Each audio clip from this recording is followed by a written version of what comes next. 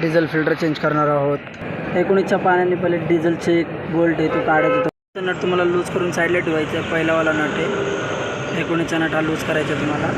मग तुम्हाला 11च्या पाण्याने वरती 2 नट असतात ह्याला डिझेल फिल्टरला लागलेले, ते तुम्हाला 11च्या पट्टी पाण्याने उघडायचे आहेत. अजून तुम्हाला डिझेल फिल्टर खाली घ्यायचं आहे. आता आपण दुसरा डिझेल फिल्टर पण उघडणार आहोत. आता दोन्ही डिझेल फिल्टर आपण लूज केलेले आहेत, बाहेर घेतलेत. हे आपल्याला क्लीन करून इकडचे दोन्ही रबर तुम्हाला चेंज करायचे आहेत वरचे. हे बघू शकता एवढं घाण भरलं आहे डिझेल फिल्टरमध्ये.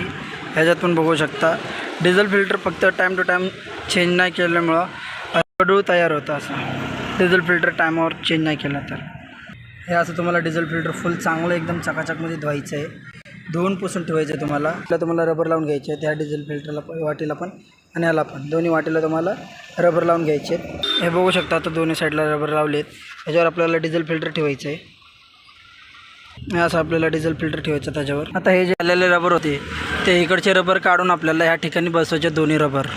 ह्याच आपल्याला रबर टाकून घ्यायचे त्याचे. मग आपल्याला इथं डिझेल फिल्टर लटकवायचे तिथं.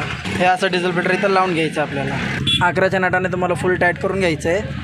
ते झाल्यानंतर मग तुम्हाला या 8चं नट उघडायचं आहे. जो आपण 19चा नट लूज केला होता तो तुम्हाला फुल टाईट करून घ्यायचा. परत करायचं आहे जे आपण नट उघडलेला 8चा तिथून डिझेल यूज तर तुम्हाला हे असं पंप करत राहायचं आहे. तुम्हाला हार्ड झाल्यानंतर हे असं डिझेल खाली पडेल. मग तुम्हाला हे 8चा नट जो आपण लूज केला होता वरचा तो आपल्याला फुल टाईट करून घ्यायचा आहे. मग तुम्हाला हे हँडपंप फुल टाईट करून तुम्हाला लॉक करायचं आहे.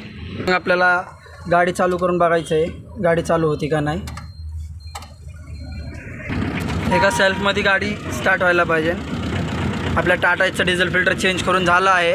व्हिडिओ आवडला तर लाईक करा, सबस्क्राईब करा आणि कमेंट करा.